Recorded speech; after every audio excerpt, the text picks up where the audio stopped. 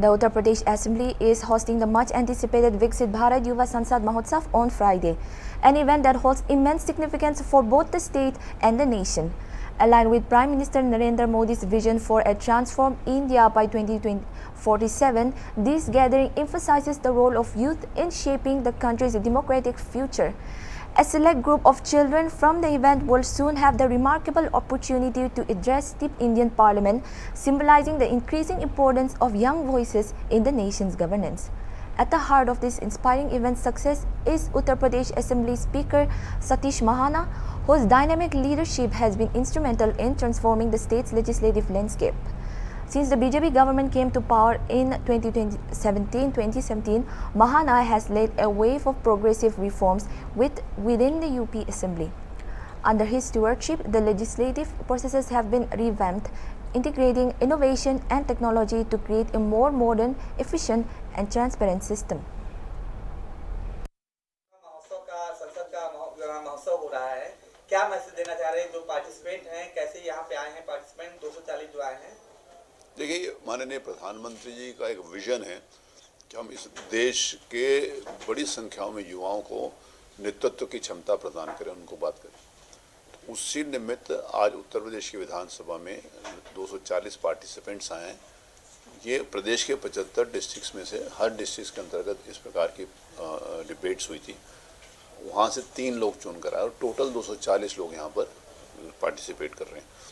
जितने भी जो उनको टॉपिक्स दिए गए हैं कि हमारे 75 वर्ष देश की आज़ादी के बाद हमारे जो कर्तव्य हैं, जो अधिकार हैं और जो भविष्य है, इसके ऊपर चर्चा करने के लिए डिबेट है। तो उसके ऊपर आज बहुत सार्थक डिबेट हुई है। कुछ बच्चों के द्वारा भी बहुत प्रभावी ढंग से और बहुत कॉन्फिडेंस के साथ अपनी बात रखी गई है। उत्तर प्रदेश का एक संदेश आज सौभाग्य से पूरे देश में जाता है और नौजवानों के अंतर्गत नेतृत्व की क्षमता डेवलप करने का विधानसभा से बड़ा और कोई प्लेटफॉर्म नहीं हो सकता था। आज का उद्घाटन माननीय मुख्यमंत्री योगी आदित्यनाथ जी ने किया है। ये आज से लेकर कल लेट नाइट तक आज लगभग 120 बच्चों के बोलने का है और लगभग 120 बच्चों के बोलने का कल समय दिया जाएगा। तो ये डिबेट होगी। इसमें से जो 3 बच्चे चुनकर जाएंगे, ये जूरी में भी हमारे बहुत जो पैनल है बहुत लर्नेड और बहुत विद्वान माननीय विधानसभा के सदस्यों का है। तो 3 लोग यहाँ से चुनकर जाएंगे। तो इसकी पूरे देश में सारे स्टेट से जो लोग चुनकर आएंगे उसकी एक डिबेट पार्लियामेंट में होगी और वहाँ पर इसको अवॉर्ड किया जाएगा। सर, जैसा कि यूपी का जो है मैसेज आपने कहा पूरे देश में जा रहा है, जिस तरह से यूपी विधानसभा में बदलाव हुए हैं 2017 के बाद से, आपके आने के बाद से तमाम तरह से लोग आते हैं यहाँ पे, किस तरह से माहौल बन गया है और अचानक युवा संसद महोत्सव का आयोजन कैसे माइंड में क्लिक किया गया? क्या इसके पीछे? देखिए, युवा संसद का आयोजन हमारे पास लोग आए थे, उन्होंने कहा कि करना है कहीं प्रदेश में। तो मैंने कहा कि विधानसभा का मंडप जो है इससे बढ़िया जगह कोई नहीं हो सकती।